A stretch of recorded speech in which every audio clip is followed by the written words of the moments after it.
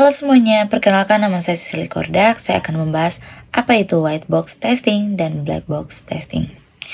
Dalam pengujian perangkat lunak software testing, ada dua metode yang paling umum digunakan, yaitu white box testing dan black box testing. Keduanya digunakan untuk menemukan kesalahan dalam program, tapi cara kerja dan fokusnya yang berbeda.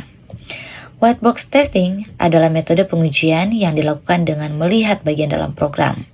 Artinya, penguji harus memahami struktur kode, logika, dan alur program. Jadi, tester bukan hanya melihat hasil keluaran, tapi juga memeriksa bagaimana proses di dalam program tersebut berjalan. Ciri-ciri white box testing. Yang pertama, penguji harus memahami kode program atau source code. Kedua, fokus pada alur logika, percabangan, looping, dan struktur data. Ketiga, menguji apakah setiap bagian kode sudah bekerja sesuai fungsi. Keempat, biasanya dilakukan oleh programmer atau orang yang mengerti teknis. Contoh white box testing.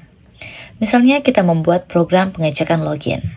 Dengan white box testing, tidak hanya mencoba input username dan password, tapi pengecekan apakah percabangan if-else bekerja benar, fungsi validasi sudah sesuai, ada kemungkinan error seperti infinite loop, semua baris kode dijalankan atau coverage.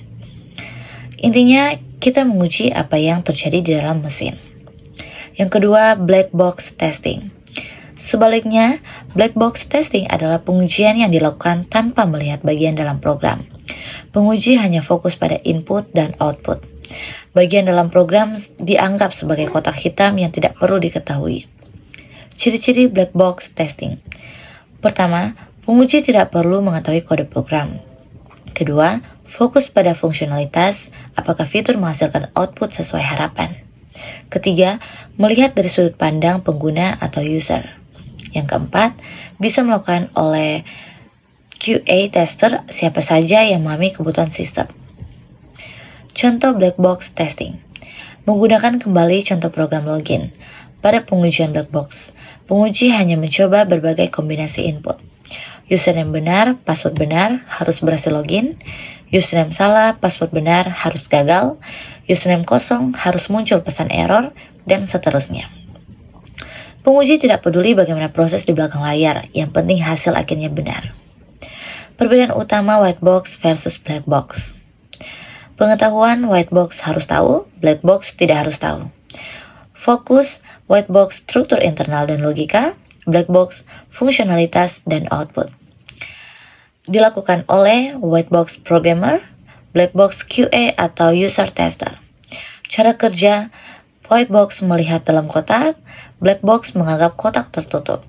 Tujuan, white box memastikan setiap bagian kode bekerja, black box memastikan fungsi sesuai kebutuhan. Kesimpulannya sederhana, white box testing adalah pengujian dari dalam keluar, sedangkan black box testing adalah pengujian dari luar ke dalam. White box fokus pada bagian dalam program, sedangkan black box fokus pada hasil akhir. Keduanya penting karena white box memastikan kode benar, black box memastikan fungsi berjalan sesuai yang diharapkan pengguna. Dengan menggabungkan keduanya, kualitas software akan jauh lebih baik. Terima kasih.